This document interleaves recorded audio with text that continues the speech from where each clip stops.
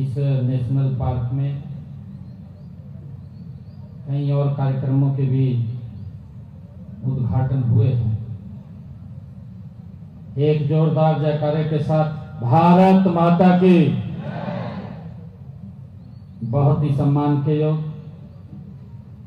हरियाणा सरकार में मेरे सहयोगी मंत्री श्याम सिंह राणा जी, हमारे यमुनानगर के विधायक घनश्याम अरोड़ा जी, पूर्व मंत्री हरियाणा सरकार कंवरपाल गुर्जर जी, हमारे यमुनानगर की मेयर श्रीमती सुमन बैनवी जी, पूर्व मेयर यमुनानगर मदन चौहान जी,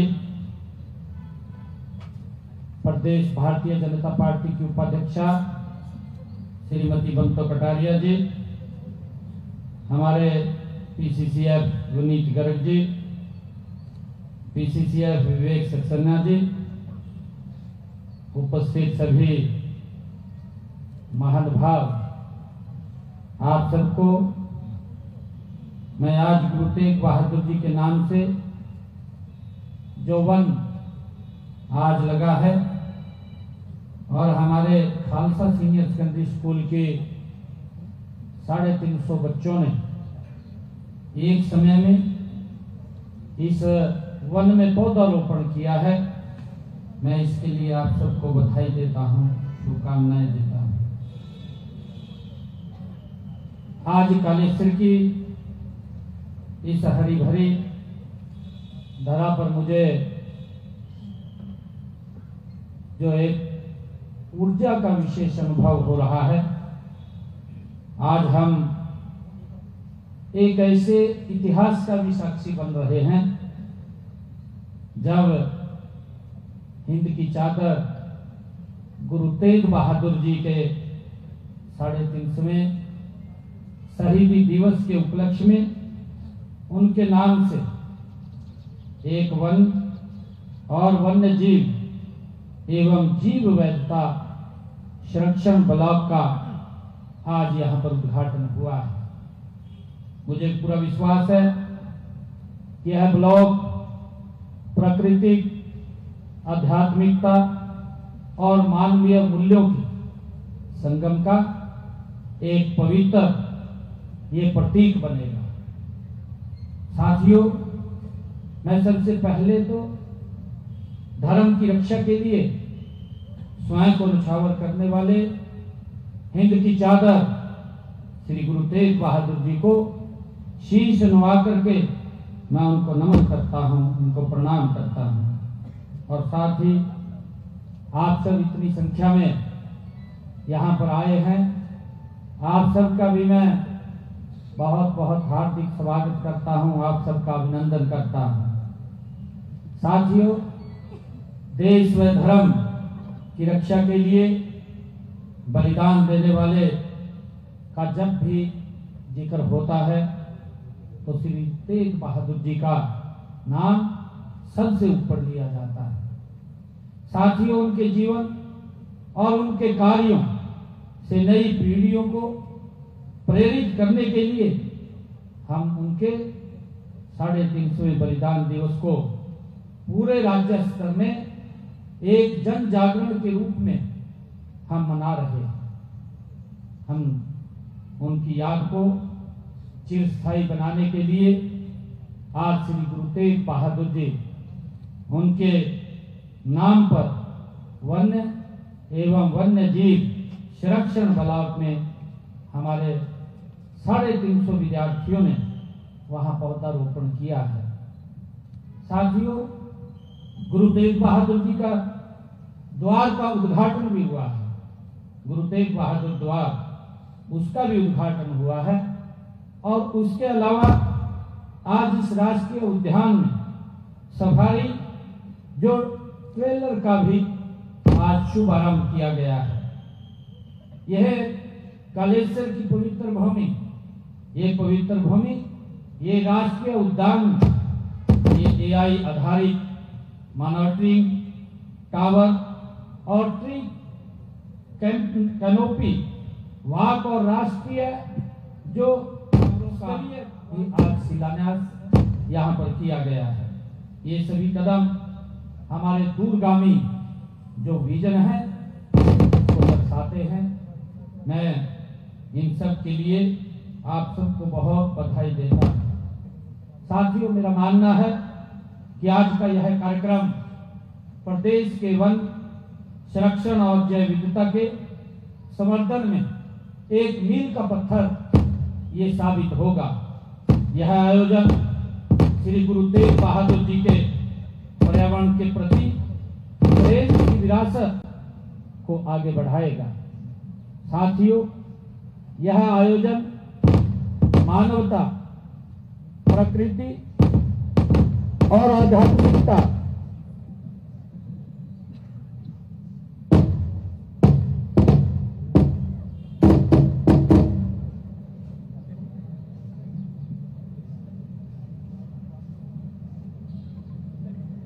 साथियों, यह आयोजन मानवता, प्रकृति और आध्यात्मिकता के उस शाश्वत संदेश का विस्तार है जिसे हमारे महान गुरु ने जीवन भर अपने कर्मों और वाणी से इसको स्थापित किया है।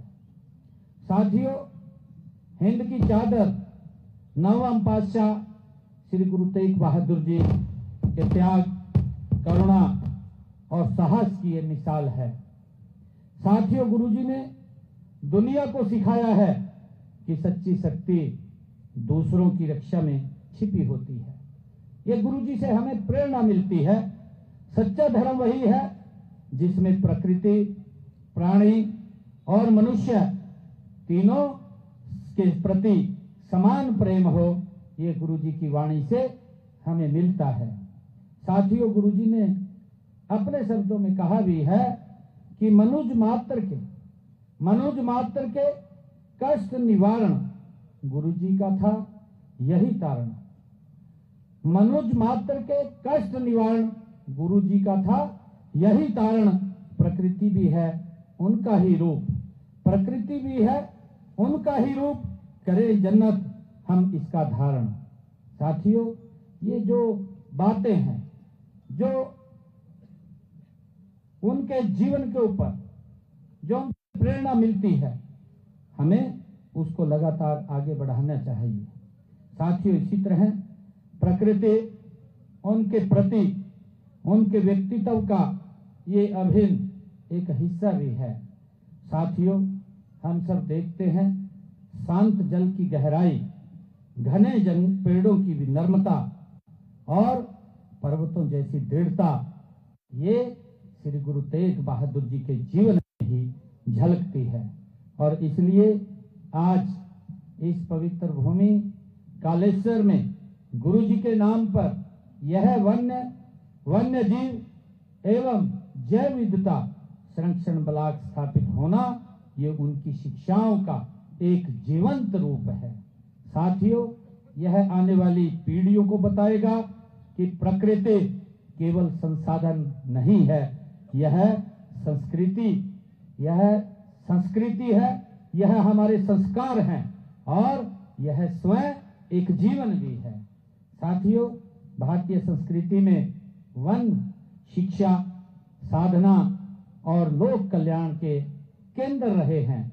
हम सब जानते हैं आश्रम परंपरा, गुरु परंपरा, इन सब का आधार ये प्रकृति ही रही है। साथियों, सिख इतिहास में भी कई ऐसे वृक्ष जुड़े हैं जो गुरु जी के जीवन से संबंध रखते हैं। हम सब जानते हैं इनमें दुख भंजन बेरी वृक्ष तो संकट के समय शांति और आश्रय का ये प्रतीक भी था। साथियों, आज के समय में पर्यावरण को गंभीर चुनौतियों का सामना भी करना पड़ रहा है। प्रदूषण, वनों की कटाई, जल स्रोतों का संकट और जीव जंतुओं का संरक्षण ये विश्वव्यापी चिंता का विषय है। श्री गुरु तेग बहादुर जी की जो शिक्षाओं से हमें प्रेरणा लेकर हमें इन चुनौतियों से निपटने के लिए स्वच्छता और पौधारोपण और जीव संरक्षण को प्राथमिकता देनी होगी। साथियों, हमने राज्य में वनों को बढ़ावा देने के लिए कई योजनाएं हमने चलाई हैं। देश के यशस्वी प्रधानमंत्री आदरणीय नरेंद्र मोदी जी ने भी 5 जून 2024 को विश्व पर्यावरण दिवस के अवसर पर दिल्ली के बुद्ध जयंती पार्क में पौधारोपण करते हुए एक पेड़ मां के नाम इस अद्वितीय अभियान की योजना इसका शुभारंभ किया है। साथियों, हमने एक पेड़ मां के नाम के पहले चरण में हरियाणा प्रदेश के अंदर 1 करोड़ 60 लाख पौधे लगाने का हमने लक्ष्य रखा था, लेकिन हमने इस लक्ष्य से ज्यादा पौधारोपण हरियाणा प्रदेश के अंदर किया है। हमने इस लक्ष्य से बढ़कर के 1 करोड़ 87 लाख पौधे लगाए हैं। यह हमारी सामूहिक जो का परिणाम है। साथियों, हमारा लक्ष्य है कि हरियाणा के हर कोने को हरा भरा बनाया जाए। यह केवल पेड़ नहीं लगा रहे, हम जीवन लगा रहे हैं। हम हवा को शुद्ध करने वाले प्रकृति के ये फिल्टर लगा रहे हैं। हम उन जड़ों को मजबूत कर रहे हैं जो हमारी धरती को बांधकर रखती हैं। साथियों, जो उसे बंजर होने से भी बचाती हैं। साथियों, हमने इस साल 5 जून को पर्यावरण दिवस के अवसर पर एक पेड़ मां के नाम ये दूसरे चरण की हमने शुरुआत की है। दूसरे चरण के अंदर हमने 90 लाख पौधे लगाने का लक्ष्य रखा और इसके अलावा इस साल अन्य योजनाओं में प्रदेश में कुल 1 करोड़ 20 लाख पौधे लगाने का हमने लक्ष्य रखा है। साथियों, कुल मिलाकर के हमने इस वर्ष प्रदेश में 2 करोड़ 10 लाख पौधे लगाने का ये लक्ष्य रखा। ये मुझे ये जान करके आप सबको बताते हुए बड़ी खुशी भी हो रही है कि अक्टूबर 2014 से लेकर के आज 2025 तक हमने हरियाणा प्रदेश के अंदर 18 करोड़ पौधे लगाने का काम ये हमारी सरकार ने किया है। साथियों, हमने शहरी वानिकी को बढ़ावा देने के लिए विशेष योजनाएं ये शुरू की हैं ताकि शहरों में भी हरियाली बढ़ाई जा सके। इसके साथ ही हमने अवैध कटाई को रोकने के लिए वन्य जीवों के संरक्षण के लिए भी हमारी सरकार कड़े कदम उठा रही है। साथियों, हमने वनों और वन्य जीवों के प्रति समाज को संवेदनशील बनाने के लिए कालेश्वर में ही जीप सफारी व बच्चों के स्टडी टूर की भी व्यवस्था की है, जिसका मैंने आज यहाँ शुभारंभ किया है, जिसका लाभ हमारे बच्चों को भी इसके अंदर मिलेगा। हमने इसी प्रकार दक्षिणी हरियाणा में हरित अरावली कार्य योजना वो भी शुरू की है। केंद्र व राज्य सरकारों द्वारा बनाई गई परियोजनाएं अरावली पहाड़ियों के 4 राज्यों में ये लागू की जाएंगी, जिनमें हरियाणा भी शामिल है। ये हम सब के लिए गर्व की बात है। इन 4 राज्यों में 29 जिले का चयन किया गया है, जिसमें 5 जिले हमारे हरियाणा प्रदेश के हैं। साथियों, हमने इसी प्रकार जो हमारे बड़े पौधे हैं जिनकी आयु लगभग 75 साल से अधिक हो गई है, ऐसे वृक्षों के प्रति कृतज्ञता व्यक्त करते हुए हमने प्राणवायु देवता पेंशन स्कीम इसका भी शुभारंभ हमारी सरकार ने किया है। इस योजना के तहत 75 साल से अधिक आयु के वृक्षों के रखरखाव के लिए हम 3000 रुपए प्रति वर्ष प्रति पेड़ पेंशन देने का प्रावधान ये हमने किया है। इस योजना के तहत हमने हरियाणा प्रदेश के अंदर 3800 वृक्षों के संरक्षण के लिए उन के खाते में जो लोग उन पेड़ों का संरक्षण कर रहे हैं उनके खाते में 1 करोड़ रुपए की राशि हमने पहुंचाने का काम हमने अपनी सरकार के अंदर किया है, ताकि यह पेड़ पौधों के प्रति सम्मान का प्रतीक है। साथियों, हमें यह सुनिश्चित करना होगा, हमने ये भी सुनिश्चित करना होगा कि हर साल लगाए गए पौधों की सुरक्षा वो की जाए। पौधा लगाना हम सब का प्रथम धर्म है।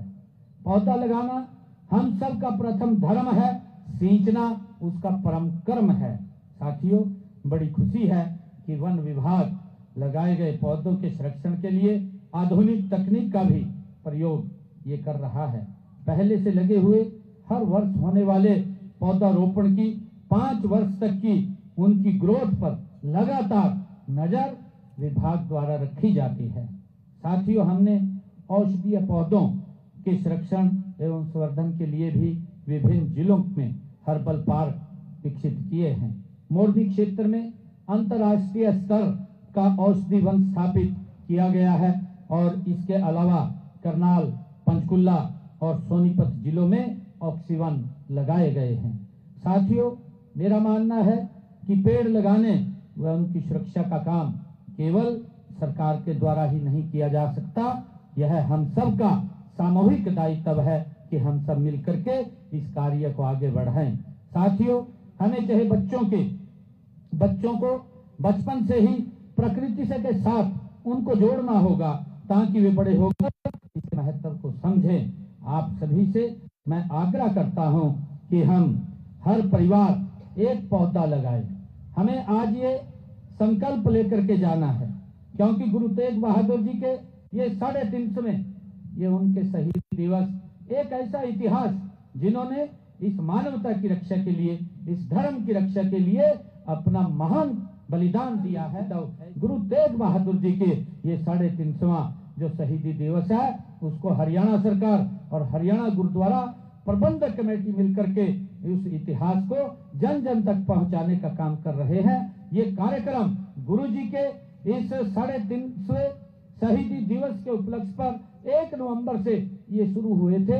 हमारे बच्चों ने, जो युवाओं ने ब्लड डोनेशन कैंप लगा करके हर कैंप में लगभग 350 यूनिट ब्लड एकत्र हुआ है। और उसके बाद हमारे स्कूलों के अंदर बच्चों ने चाहे गुरु तेग बहादुर जी के नाम पर पेंटिंग, निबंध या अन्य और कंपटीशन, चाहे पेंटिंग कंपटीशन है, उसके अंदर भाग लेने का काम हमारे बच्चों ने किया है। और इसी प्रकार हमारे विश्वविद्यालयों के अंदर, हमारे कॉलेज के अंदर ये सेमिनार भी गुरु तेग बहादुर जी के नाम से वो लगे हैं। और इसी कड़ी के अंदर जब से 1 नवंबर से ये शुरू हुआ है, 8 तारीख से 4 यात्राएं हरियाणा प्रदेश के अलग अलग कोनों से उनके इतिहास को जन जन तक पहुंचाने के लिए वो भी शुरू हुई हैं। हमने 8 तारीख को सिरसा के रेवाड़ी से शुरू किया, और जब उस यात्रा को शुरू किया तो हमने वहां चौधरी देवीलाल यूनिवर्सिटी सिरसा के अंदर एक सेमिनार किया, और सेमिनार के साथ साथ हमने गुरु तेग बहादुर जी के नाम पर एक चेयर भी स्थापित की, ताकि हमारे युवा उसके ऊपर रिसर्च कर सके और उस इतिहास के बारे में जान सके। हमने वहां पर वो चेयर स्थापित की है। और उसी प्रकार हमने 14 तारीख को पिंजौर से दूसरी यात्रा शुरू की। तीसरी यात्रा हमने फरीदाबाद से शुरू की। आज हमने सढौरा से इस यात्रा को शुरू किया, और इस यात्रा को शुरू करने के बाद मैंने यहाँ पर गुरु तेग बहादुर जी के नाम से एक वन्य यहाँ लगाने का काम हमने किया है, जो उनके इतिहास को सदा हमारे लिए एक प्रेरणा के रूप में काम करता रहेगा। साथियों, ऐसा इतिहास है जिसको हमें जानना और उसको आगे बढ़ाना ये हम सब की सामूहिक जिम्मेवारी है। जिस प्रकार से मैंने अभी पौधारोपण के माध्यम से उस इतिहास से, क्योंकि हमें जो जीवन मिलता है और जो जीवन आज हमें दिया है, इसके पीछे गुरु तेग बहादुर जी की एक बड़ी कुर्बानी है। साथियों, हमें ये संकल्प लेने की जरूरत है कि हर परिवार एक पौधा लगाए, हर स्कूल प्रकृति शिक्षा को अपनाए, हर स्कूल प्रकृति शिक्षा को अपनाए, हर युवा एक पेड़ को संरक्षण की तरह गोद ले, हर युवा एक पेड़ को संरक्षक की तरह गोद ले, हर संस्था इस फॉरेस्ट को जल आंदोलन का रूप दे। ये संकल्प लेकर के हमें जाना है। गुरु तेग बहादुर जी का बलिदान और उनकी शिक्षाएं हमें प्रेरित करती रहेंगी कि हम प्रकृति के प्रति संवेदनशील बने, धरती को बचाने का संकल्प लें और उस कार्य को प्राथमिकता दें जिसमें यह संसार स्वच्छ, सुंदर और हरा भरा बने। साथियों, संकल्प लेकर के हमने जाना है। मैं अंत में एक बार फिर गुरु तेग बहादुर जी को शीश झुका करके मैं नमन करता हूं, और आप सबको यहाँ इतनी भारी संख्या में आप लोग आए हैं, मैं आप सबको बहुत बहुत आपका आभार व्यक्त करता हूं। और आज जब मैं यहाँ पर आया हूं तो यहाँ पर मैं किशनपुरा जो प्रताप नगर यमुनानगर में आज 45 एकड़ में बनने वाले कृषि विश्वविद्यालय का नाम श्री गुरु तेग बहादुर जी कृषि महाविद्यालय के ऊपर रखा जाएगा, इसकी मैं घोषणा करता हूं। और इसी प्रकार बिलासपुर यमुनानगर से गोपाल मोचन सड़क बाईपास के निर्माण के लिए इसकी फिजिबिलिटी चेक करा करके इसको पूरा करवाया जाएगा, ये भी मैं आज इसकी घोषणा करता हूं। और अभी कुछ देर पहले हम गुरु साहिब गुरुद्वारा में सढौरा से इस यात्रा का हमने शुभारंभ किया है। और 14 तारीख को हमने जो पंचकुला से यात्रा शुरू की थी, उस यात्रा में हमने जो अंबाला शहर की पॉलिटेक्निक है, उस पॉलिटेक्निक का नाम गुरु तेग बहादुर जी के नाम से हमने किया है। मैं आप सबका पुनः बहुत बहुत आभार व्यक्त करते हुए अपनी वाणी को विराम देता हूं। एक जोरदार जयकारे के साथ वाहेगुरु जी दा खालसा, वाहेगुरु जी दी फतेह।